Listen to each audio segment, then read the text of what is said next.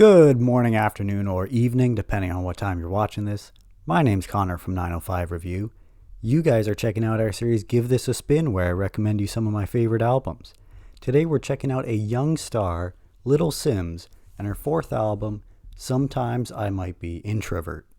Real life queen in the flesh, know the crown get heavy, still the bees on your head. Brooklyn ladies know you hustle. Little Simz was born and raised in the London area, and her enrollment in the St. Mary's Youth Club played influence to her becoming an artist.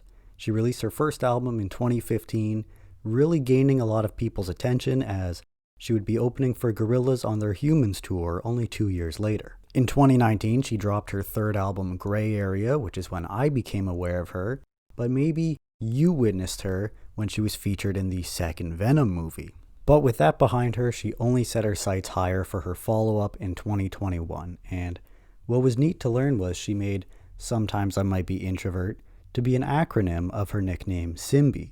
While Sometimes I Might Be Introvert has Little Simz accepting herself and coming to terms with who she is and her personality, the opening track, Introvert, takes that a step further, actually finding inspiration within that, as she herself describes it as a battle cry, evident in the marching band-like drums and the big anthemic horns.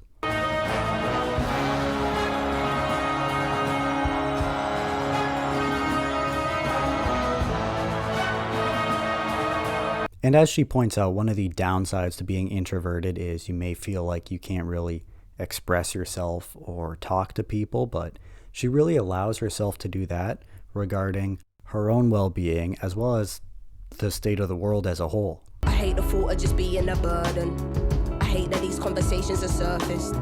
Sim's an artist or Sim be the person. To you I'm smiling but really I'm hurting. And with that big wide sound she uses for this, you really gain the sense of importance this has to her, and she absolutely owns it.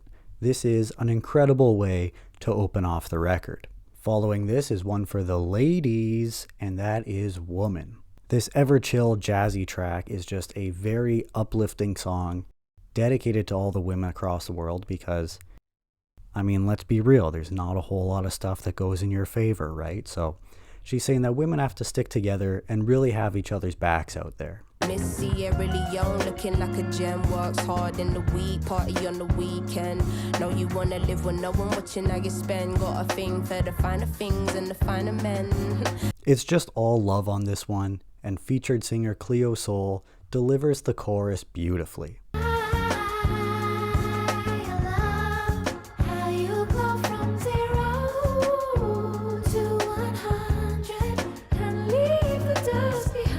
Coming up next with some more sultry jazz beats is Two Worlds Apart. Little Simz is here just really reaching that inner peace and enjoying life. Living in the present, still my future looking sweet. Jodeci and cherry wine, sipping on that Arrows Creek. Please let go of all your troubles whenever you're here with me. Try to win her over with money or diamonds. I mean, it's whatever. She'd rather spend her time with somebody who's actually cool, who you can have just deep, meaningful conversations with. And until then, she'll just stay sipping her pina coladas in the Bahamas, as the two parties here are clearly two worlds apart. We end on a repeating sample of Smokey Robinson saying, "I love you," but that gets a little more tumultuous on the next one, "I love you, I hate you." Little Simz draws all of her strength to deliver a hard-hitting one about the relationship she has with her father, or lack thereof, I should say, and despite all the pain that she feels about this, she does her best to keep a level-headed approach, hoping that, at the end of the day, people are just people, so she's hoping that maybe trying to understand his side of things, if she can, would allow her to sort of heal through this. And I can easily see why somebody wouldn't have that approach, but I do think it is a very respectable thing to try to do. And all those complicated feelings are exemplified by the fact she uses "I love you" or "I hate you" to end every single line in the song, it alternating back and forth between the two. With that being said, it does get a little too repetitive for my liking, though I can admire what a strong personal track this is to her, and I love the funky beat to it. Even though I'm angry, don't wanna be disrespectful. Trying to figure out how to approach this in the best way. Hard to not carry these feelings even on my best days. Never thought my parents would give me my first heartbreak. Opening the second side of the first record is Little Q Part 1. This is just an interlude with Simz' cousin Cutis giving a short little monologue. I just pray that you make it all make sense one day. And let me feel like it's all worth it. Till then, strengthen me when I feel weak. To set up Part 2, where the drums will come in to give the song a bit more life. I personally think it would have sounded better if Part 1 just segued right into Part 2 instead of fading out and then coming back in, but those are just my 2 cents.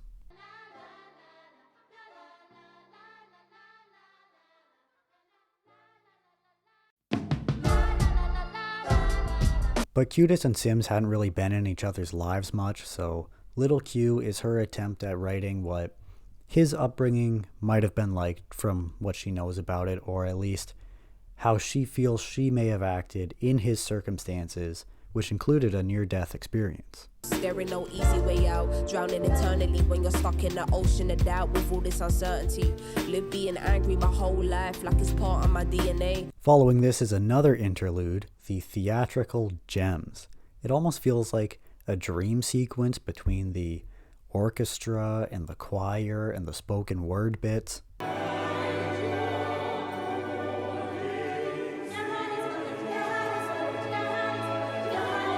All in all, it's telling you to believe in yourself.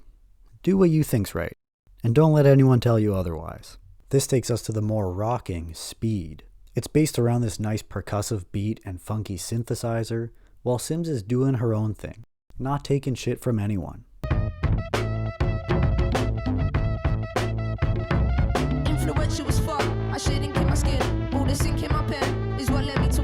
She brings the energy here on one of my personal favorites from the album, and a brilliant touch is that partway through, they switch from the synths to these slicing strings, which sets up a brilliant segue into the disc ending track, Standing Ovation.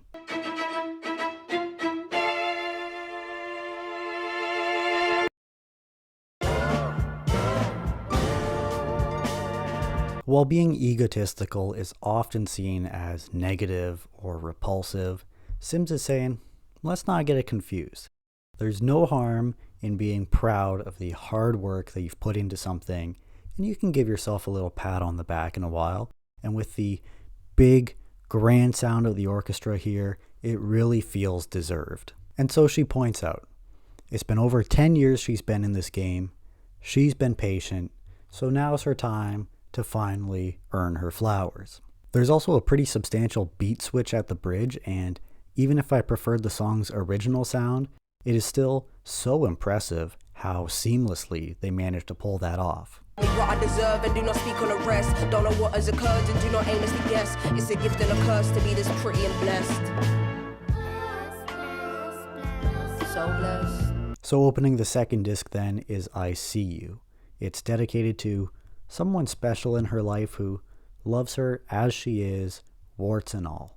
Would you be the one I'll come to when I'm needing an escape? Still be my biggest fan if I cancelled all my dates. I got shit I haven't dealt with, would you help me through my pain? And that's so important to have. Somebody who will love you for you, support you, be by your side. And it is, of course, a two-way street. It's very sweet and tender, and Simz just doesn't want this mood to end. And that's reflected so well in the music because this sounds like something that you and your partner would put on while you're just sitting together on the couch, not necessarily really doing much, maybe got a bottle of wine going, just enjoying each other's company, perhaps in front of a fireplace or a lit candle. Additionally, Simz and Cleo Sol are such a wonderful pairing together. With you I'll never be alone. I'm hoping that I'll never wake up. Never thought you'd be so special in my life. This is love built over time. Following is another interlude, The Rapper That Came to Tea. Again, it feels very theatrical with the Emma Corrin monologue and the orchestra. Please, sit. Would you like a cup of tea? There you go. Now, it will be a full house today. They end with another uplifting message, repeating, it don't matter where you are, you can still reach for the stars. So as to say, regardless of whatever situation you might be in, there should always be hope.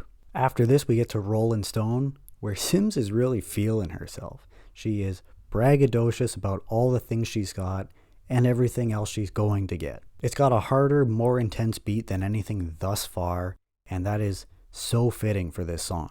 Want my suit tailored by Gucci, first class sushable, y'all for the sushi. Give me my checks and give me my plaques. Want breakdowns and I want my stats. Conto.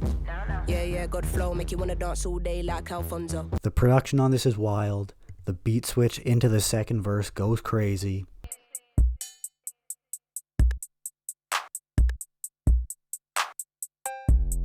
Mommy handled business, Papa was a rolling stone. The sound and theme of this one kind of make it seem like an outlier from the rest of the album, but that's just a side note because this still goes wicked hard. We drop the edge in favor of something much more fun and funky on the next one, Protect My Energy. And here the subject of introversion reappears, and in a positive light. Simz is just doing her own thing. She's perfectly content with that, because that's all she wants at this moment.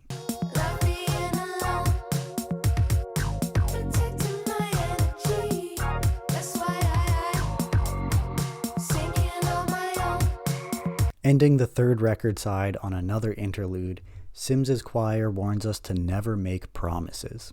Never make promises, nothing they promise at all. Never make promises, never. This was at one point considered to be the album's intro, and I personally think it was probably for the best they didn't go through with that. Opening the final record side is Point and Kill. It's got this nice soulful sound to it and features Nigerian singer Abungjer, while Simz herself uses a dialect more in line with that of her Nigerian ancestry. If I want it, it's mine.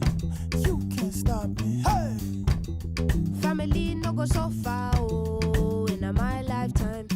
Simz has also said that point and kill is a saying there, as in you go to a market, you point at the animal you want, they kill it for you, but the two of them are utilizing that here to say they get what they want. This segues perfectly into the next one, Fear No Man, and I mean perfectly. Like, there's been multiple times where I've been listening to Point and Kill and not even realized that we're onto a different song yet, because it stays in the same sound. Point and kill, you can't stop me, oh, you can't stop me. Huh.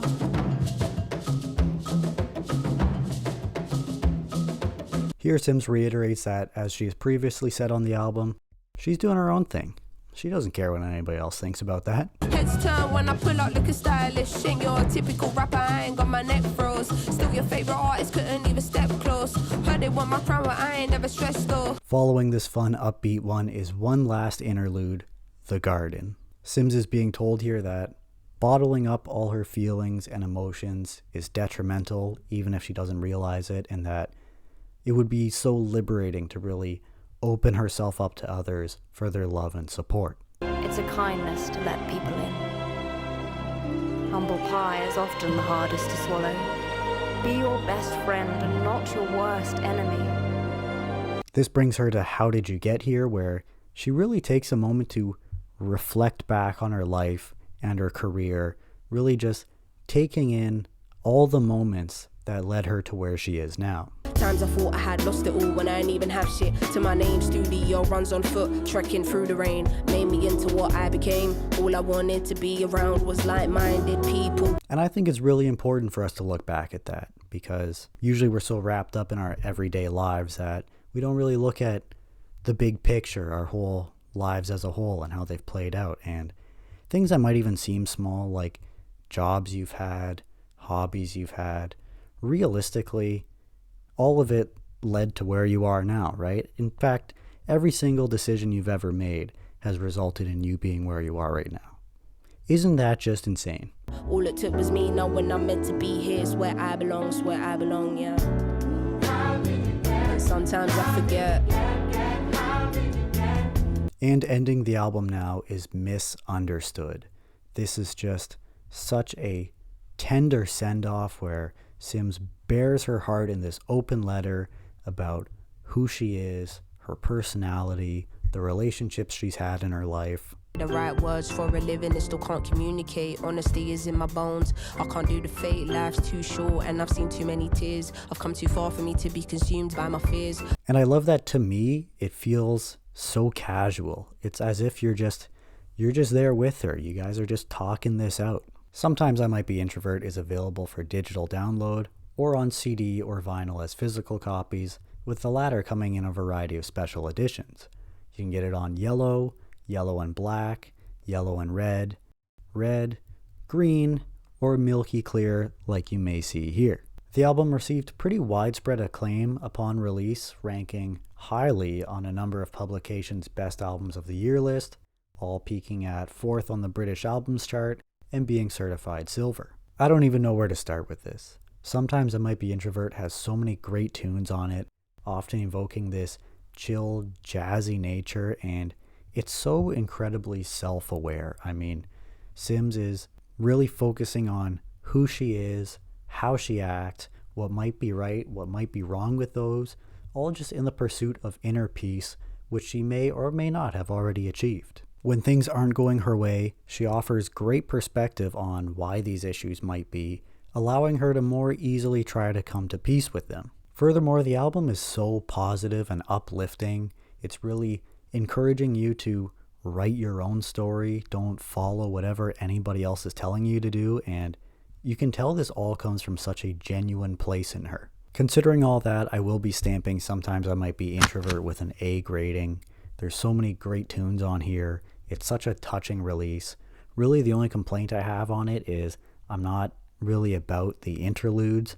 I feel like it could have been better with fewer of them, or even potentially none at all, but if you didn't mind them or furthermore enjoyed them, this album's probably just that much better in your eyes. Those have been my thoughts on this Little Simz release. Let me know yours.